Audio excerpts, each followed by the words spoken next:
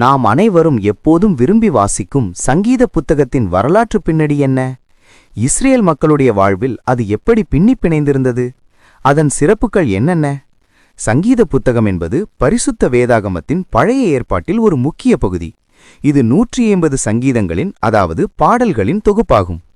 இந்த சங்கீதங்கள் பல்வேறு சூழ்நிலைகளில் பல்வேறு நபர்களால் தேவனுடைய ஆவியானவரால் ஏவப்பட்டு எழுதப்பட்டவை. இவற்றை எழுதிய ஆசிரியர்கள் யார்?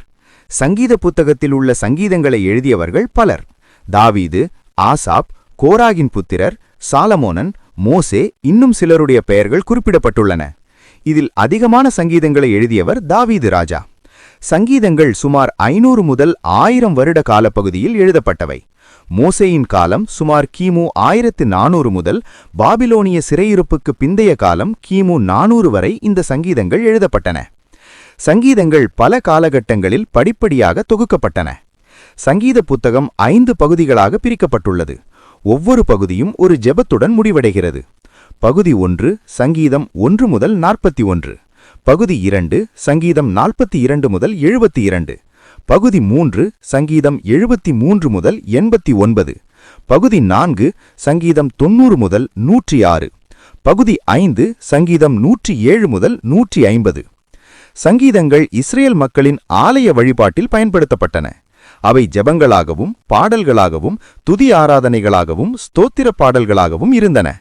தனிப்பட்ட ஜெபங்களிலும் பொது வழிபாடுகளிலும் சங்கீதங்கள் பயன்படுத்தப்பட்டன. அதன் சிறப்புகள்: சங்கீதங்கள் மனிதனுடைய பல்வேறு உணர்ச்சிகளை வெளிப்படுத்துகின்றன. சந்தோஷம், துக்கம், பயம், கோபம், நம்பிக்கை, விசுவாசம், ஏக்கம் போன்ற உணர்ச்சிகளை சங்கீதங்களில் காணலாம். அடுத்து, சங்கீதங்கள் ஜெபங்களாகவும் துதி ஆராதனைகளாகவும் இருக்கின்றன. தேவனை நோக்கி ஜெபிக்க செய்யவும் அவரை துதிக்கவும் அவருக்கு நன்றி செலுத்தவும் சங்கீதங்கள் நமக்கு உதவுகின்றன. மேலும் சங்கீதங்கள் தேவனுடைய குணாதிசயங்களை வெளிப்படுத்துகின்றன. தேவன் இரக்கமுள்ளவர், நீதியுள்ளவர், அன்புள்ளவர், உண்மையுள்ளவர் என்பதை சங்கீதங்கள் காட்டுகின்றன.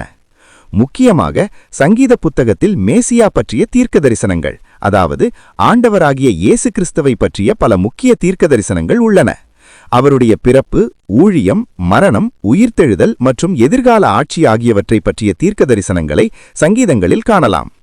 சங்கீதங்கள் வாழ்க்கையில் சரியான பாதையை தேர்ந்தெடுக்க நமக்கு உதவுகின்றன.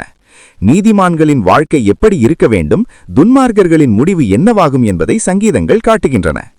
சங்கீதங்கள் எளிமையான மொழியில் எழுதப்பட்டு அனைவருக்கும் புரியும் வகையில் இருக்கின்றன. மேலும் சங்கீதங்கள் கவிதை நடையில் எழுதப்பட்டுள்ளன. அவை மனதை தொடும் விதத்தில் இருக்கின்றன. சங்கீதங்களில் ஒவ்வொரு சூழ்நிலைக்கும் ஏற்ற வசனங்கள் உள்ளன. கஷ்டத்தில் இருக்கும்போது, சந்தோஷத்தில் இருக்கும்போது, தேவனை துதிக்க விரும்பும்போது, தேவனுக்கு நன்றி செலுத்த விரும்பும்போது என எல்லா சூழ்நிலைகளிலும் சங்கீதங்கள் நமக்கு உதவுகின்றன. சங்கீத புத்தகத்தின் முக்கியத்துவம் என்ன?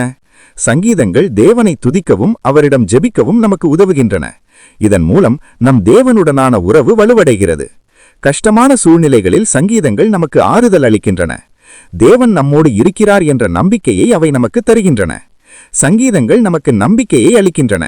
எதிர்காலம் குறித்து கவலைப்படும்போது சங்கீத வசனங்கள் நமக்கு உறுதியளிக்கின்றன. சங்கீதங்கள் நம்முடைய வாழ்க்கையை மாற்றுகின்றன. தேவனுடைய வார்த்தையின்படி வாழ அவை நமக்கு உதவுகின்றன. சங்கீத புத்தகம் ஒரு பொக்கிஷம். இது தேவனுடனான நம் உறவை வலுப்படுத்தவும் வாழ்க்கையில் சரியான பாதையை தேர்ந்தெடுக்கவும் நமக்கு கருவியாக இருந்து உதவுகிறது. சங்கீதங்களை தினமும் படித்து தியானித்து அதன்படி நடக்கும்போது நாம் நிச்சயமாகவே தேவனுடைய ஆசீர்வாதத்தை உணர முடியும். ஏனென்றால் சங்கீத புத்தகம் எழுதப்பட்ட நாளிலிருந்து இன்று வரை தேவனுடைய சித்தத்தை இந்த பூமியில் அதன் வார்த்தைகள் மூலமாக செய்து வருகிறது. கர்த்தர் உங்கள் அனைவரையும் ஆசீர்வதித்து காப்பாராக. ஆமேன்.